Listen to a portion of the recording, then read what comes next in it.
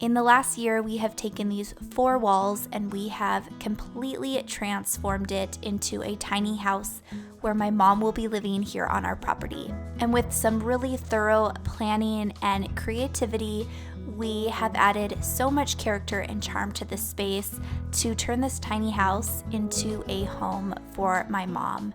In today's video, we're sharing how we have added some character to this space with DIY beams that my husband has made.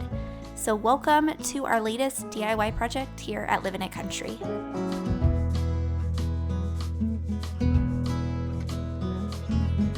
In the last year of building this tiny home, we have accomplished so much, but it seems like in the last month, we've accomplished even more. The window trim has been accomplished. The shiplap ceiling has officially been installed and looks absolutely beautiful. We also did a beadboard wall around the whole tiny home living room area, which was such an affordable option. And we also made DIY beams, or should I say my husband did. So welcome into the tiny home for today's project. So today I'm going to show you guys how I made these DIY beams here in the tiny home. Pretty simple, it's kind of the same process of what we did in our other home.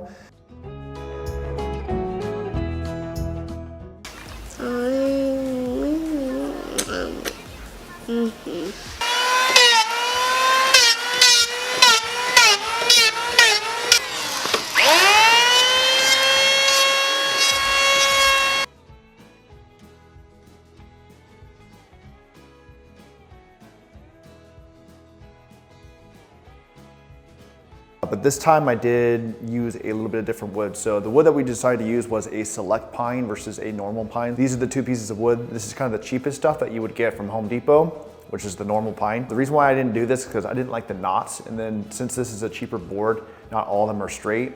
So when you go to cut them, you're not gonna get a nice even cut on each side when you go to cut your 45s, which we'll talk about in a second. If you're looking for more of a natural kind of a stain or a natural look to your wood beams, I would recommend the cheaper ones. It's like I said, it does have the knots, it does have a more, natural wood type as if you just went and got it out from the forest. We went with the select pine. It's a smoother finish, it's a way nicer quality. The reason why I went with this one is because of the style that we're doing in the tiny home.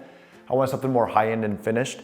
And I didn't want it to have too much of that natural kind of look. And so that's why we went with this one. Also, the boards are better quality. I think it's almost twice as expensive as these ones, but this one was a lot easier to cut with because I didn't have knots. And since the boards were a lot straighter, it made it simpler to cut. So went and got my boards, got my measurements. So the first thing I do, of course, is we cut 45 on each side. This is gonna be the bottom piece. And then we're gonna get our side pieces. We're only gonna cut one side, which is a 45.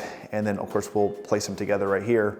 So eventually, this is kind of what it looks like. What I would definitely recommend is along the seams right here of your edges, placing tape and then putting glue on the inside.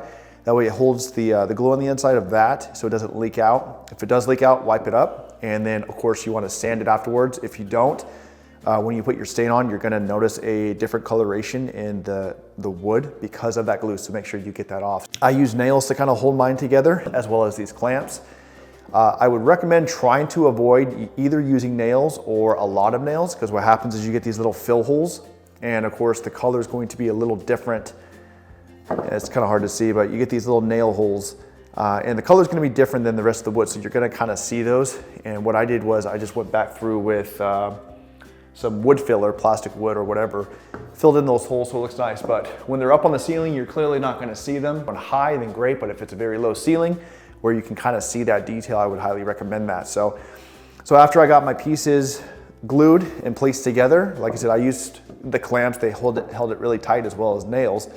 Would also recommend cutting a block that's the same dimension on the inside of your beam, so that way it kind of holds its shape.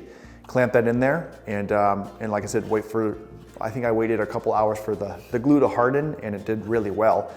And then what I did for my edges is that you can take like a screwdriver, anything with a round metal edge, you can kind of run it along that edge, and it kind of forms the 2 pieces of wood together to kind of give it a nice smooth look, which is what I like. And then that way, if there's any imperfections in your edges where there's gaps, it will kind of fill that in where you don't really see that.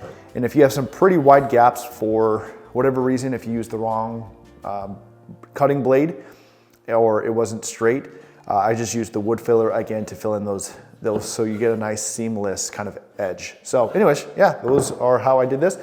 I cut the beams longer than what they were supposed to on the ceiling, got my measurements, and then I just cut it with the miter saw to my dimensions, and I was able to put it up there. So it's always easier to have a little bit of extra to add and take off than it is to add to it. Now, before Jason was able to install the beams, it was important that we accomplished the shiplap first.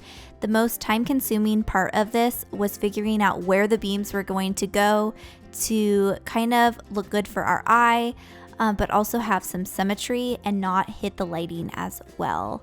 And here Jason is cutting each of those pieces at a 45-degree angle on each side, and then on the side pieces, just one 45-degree angle on each side to create each beam.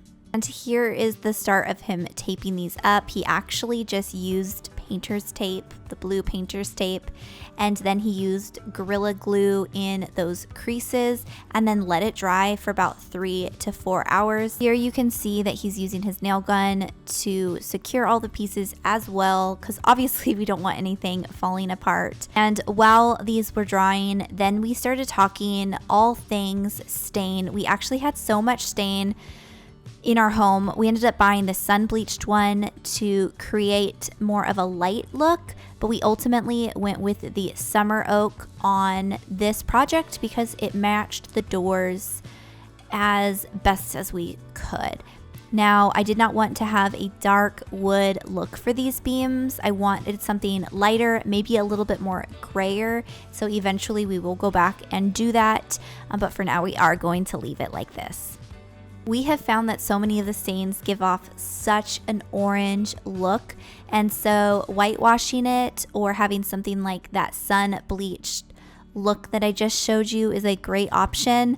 I even actually considered possibly just leaving it its natural wood.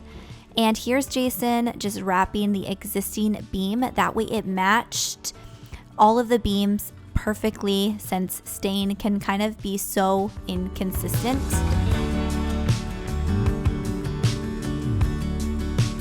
Here's what it's looking like. If you guys look to the right side where the shiplap is not there, that's where 2 beams will go.